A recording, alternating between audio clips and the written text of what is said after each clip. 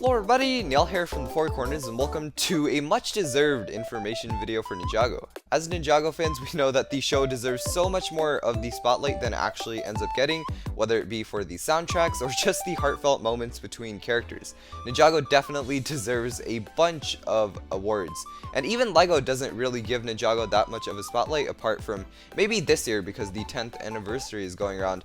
And I understand why that decision is being made. Ninjago kind of holds its own when it comes to this. It doesn't really need that kind of expensive marketing, so I'm guessing that's why LEGO doesn't do that. But it would be nice for some extra attention to one of LEGO's most popular original IPs.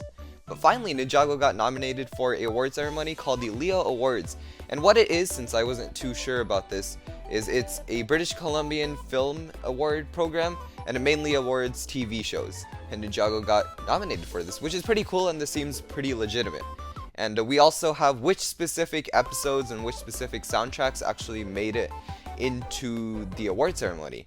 And all of this is from season 12 and 13, since those were the seasons that came last year. And I think those seasons definitely deserve an award. They were so well written, and Ninjago was awarded in 4 categories: Best Direction, Best Art Direction, Best Voice Acting, and then Best Sound, which is Best Soundtrack. So let's get right into it. First off, we have the Best Voice Performance nominees, and that is Brent Miller in Ninjago Confidential. And yes, he did a fantastic job. He voiced Zane in a way that nobody really thought he could be voiced, while also keeping Zane's flavor in there. A lot of people like Ninjago Confidential. It was a very different episode in general, and everybody loves Detective Zane, so it definitely deserves this award. I'm not going to read the rest of it just because I have no idea what the rest of it is, and we're mainly here for the Ninjago stuff. After that, we have the Best Sound Animation Series, and Ninjago The Speedway 5 Billion made it, with Jeff Davis, Stefan Seslija, I completely mispronounced that name, Fanny Reguidel. I am so sorry for mispronouncing those names, but The Speedway 5 Billion made it for Best Sound, and that was a bit odd.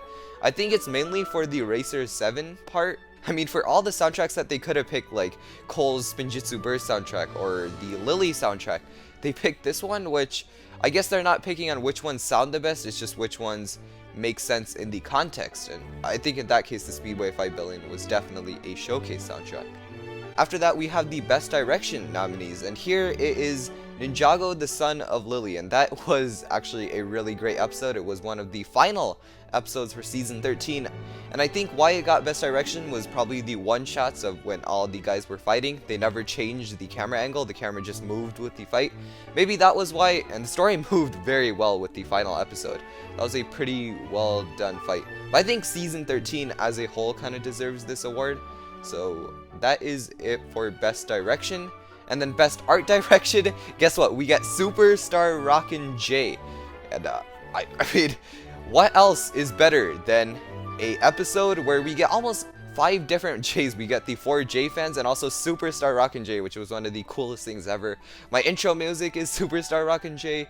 My favorite ninja is J, so I, as a J fan, know that this episode deserved at least a nomination for Best Art Direction, especially with the colors and all. Season 12 in general, it was a pretty interesting color scheme. There was so much going around, and I think that's why it got nomination for Best Art Direction.